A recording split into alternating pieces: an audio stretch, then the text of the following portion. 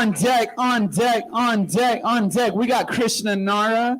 Next up, coming to the stage. Y'all put your hands together for Jacob.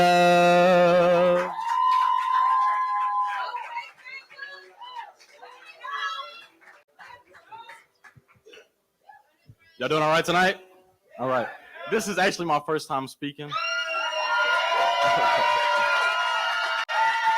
So I'm a little terrified, but we're going to get through this. All right. All right. All right.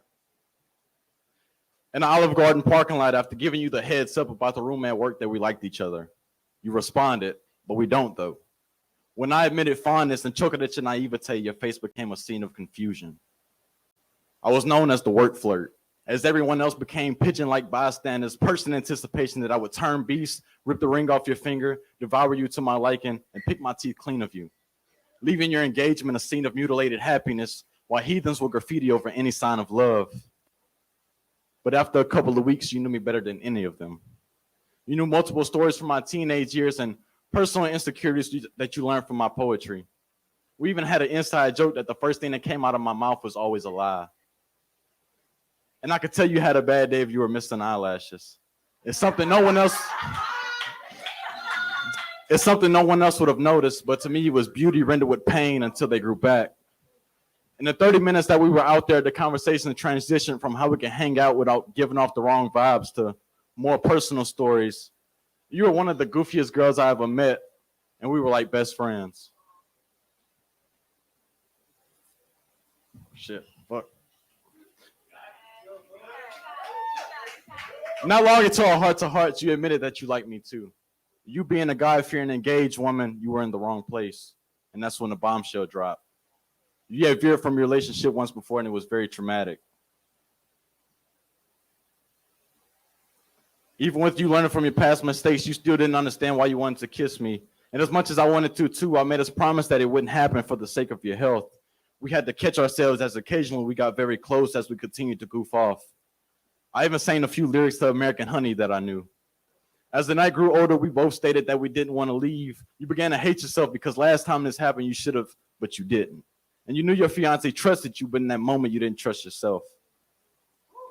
We would spend 8 hours in the parking lot that night, with the irony of the sunlight being our curfew. The next night, we were out there like before. That parking lot became a playground where we could be ourselves, and neither one of us judged the other, and we really felt like kids again.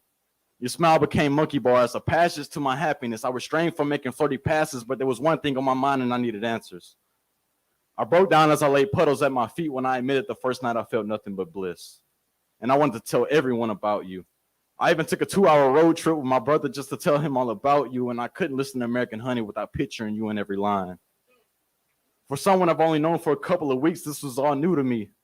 I felt insane and quite embarrassed to have fallen for a taken woman so fast. I just needed to know I wasn't the only one that was thinking about the other all day. And you knew that you should have lied to me, but we had been so honest with each other.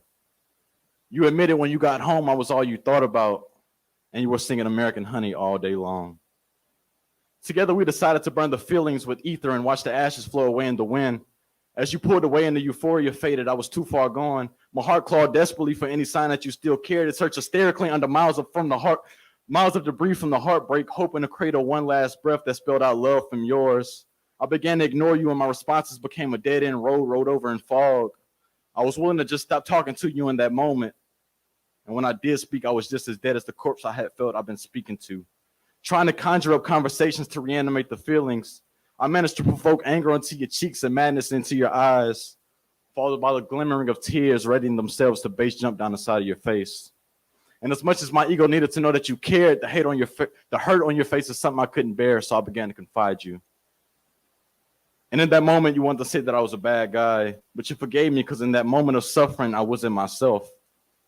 The last night was a funeral we both willingly attended.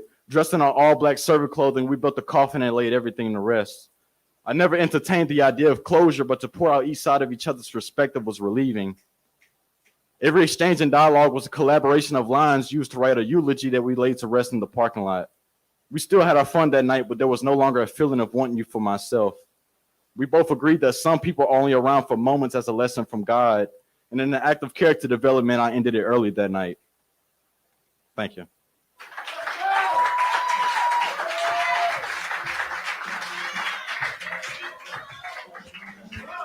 First time ever on this microphone. Y'all give it up.